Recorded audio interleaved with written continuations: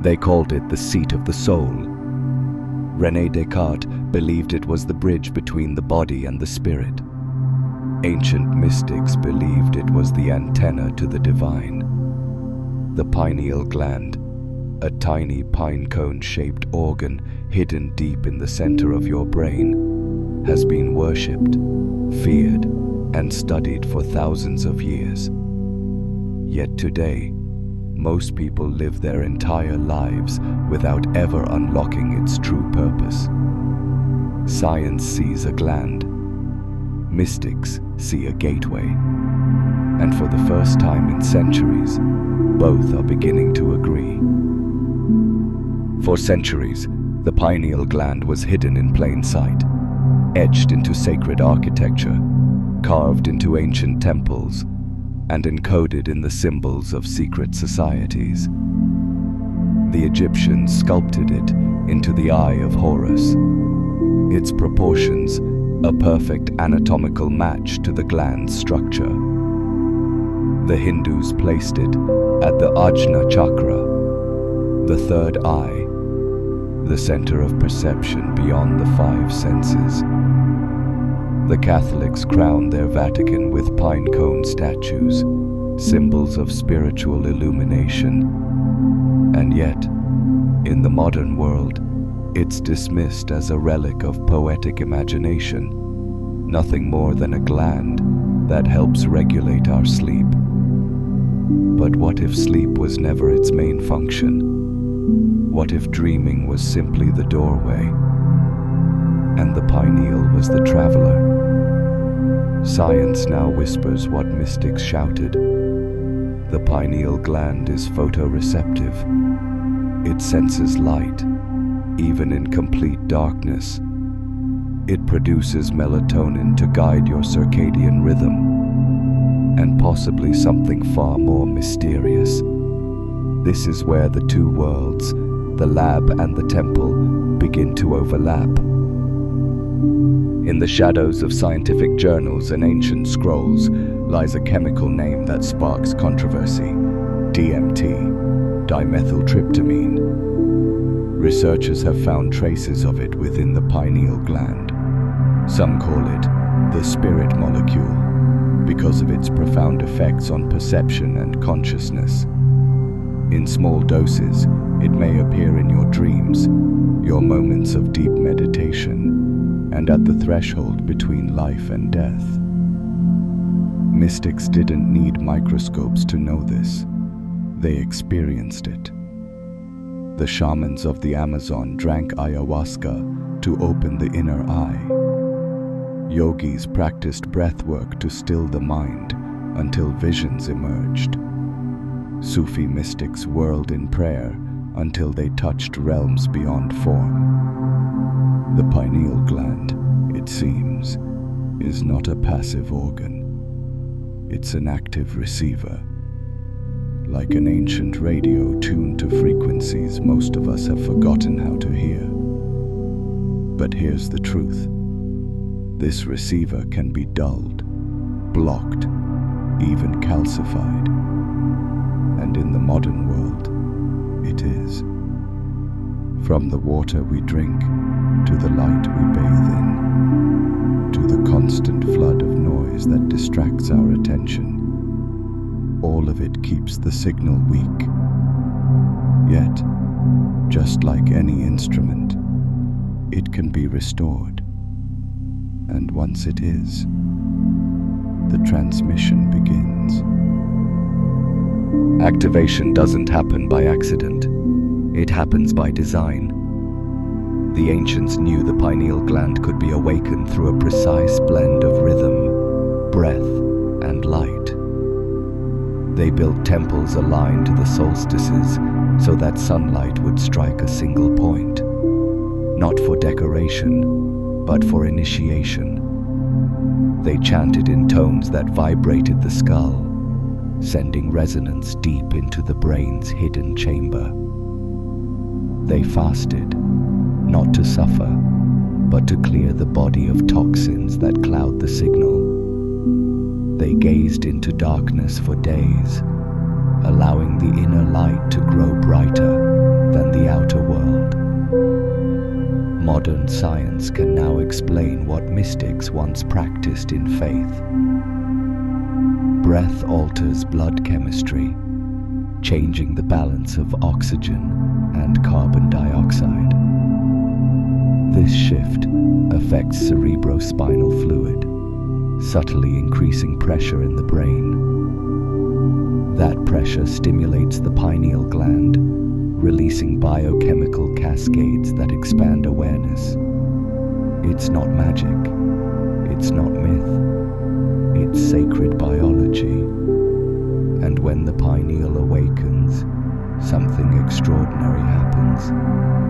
Reality itself begins to look different. When the pineal gland stirs, it's not a flash or a lightning strike. It's a subtle shift, like the moment just before dawn, when the darkness is still there, but something in the air feels different. Colors seem richer, sounds carry more depth. Time moves, but it feels fluid, as if moments could stretch or collapse at will. Some describe it as a pressure in the center of the head, a gentle pulse between the eyebrows. Others feel it as a warmth that spreads from the crown downward, wrapping the body in a sense of peace that words can't hold. But beyond the sensations is something far stranger, a knowing. Not learned knowledge, not information from books or lectures, a knowing that feels ancient, as if it's always been there, waiting for you to remember. And in this state, science and spirit meet. The lab confirms what the mystic has felt. Neural pathways light up, the brain's hemispheres synchronize, and your sense of separation fades. You don't just observe life, you merge with it.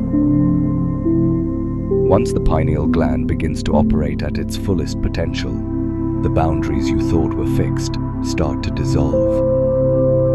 You realize that reality isn't a solid wall. It's a flowing field, shaped by perception.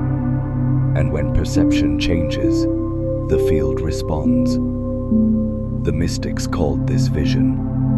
The scientists call it neuroplasticity.